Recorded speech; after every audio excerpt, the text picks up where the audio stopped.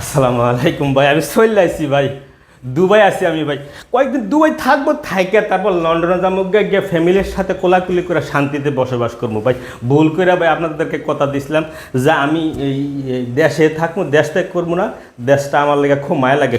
ব্যাগে সব ঠিকঠাক আছে তো? হব ব্যাগে সব ঠিকঠাক আছে, কোনো সমস্যা নাই, কোনো সমস্যা নাই, সবার ঠিকঠাক আছে। ছাত্র জনতা যে এত তুখর হইবে আমি বুঝতে পারি নাই ভাই। ভাই দেশটা এখন শান্তিতে চলুক, আমি লন্ডনে বইয়া বইয়া খোঁজখবর নেব, কোনো সমস্যা নাই ভাই। ভাই সাকিব আর মাশরাফির ব্যাপারে কী বলবো, সব জনতার হাতে, ছাত্র জনতা ছেড়ে দিলাম আমি ভাই। যা বলার আছে আপনারা বলতে থাকেন ভাই।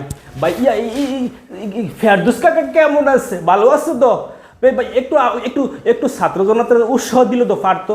এখন কোথায় ফলাই আছে ভাই? দেশটারে ভাইয়া কী করছিলেন, একেবারে রাজত্ব লেয়ে লাইছেন।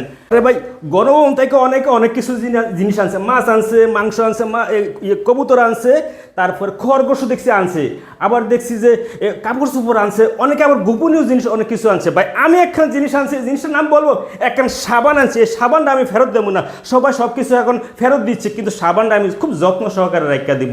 এই যে অন্তর্বর্তীকালীন সরকার আইছে না ভাই, এই সরকার আমলে যারা এই দুর্নীতি ধরা পড়বো, এই সাজাভাপ্ত হইব, এই সাবানটা আমি তাদের কাছে পাঠাই দিব। তারা যে সাবানেতে গোসল টোসল কইরা পবিত্র হইয়া দেশটার মধ্যে শান্তিতে বসবাস করতে পারে, এই আকাঙ্ক্ষা রাখলাম ভাই। আসসালামু আলাইকুম ভাই, আরেকদিন দেখা হইব।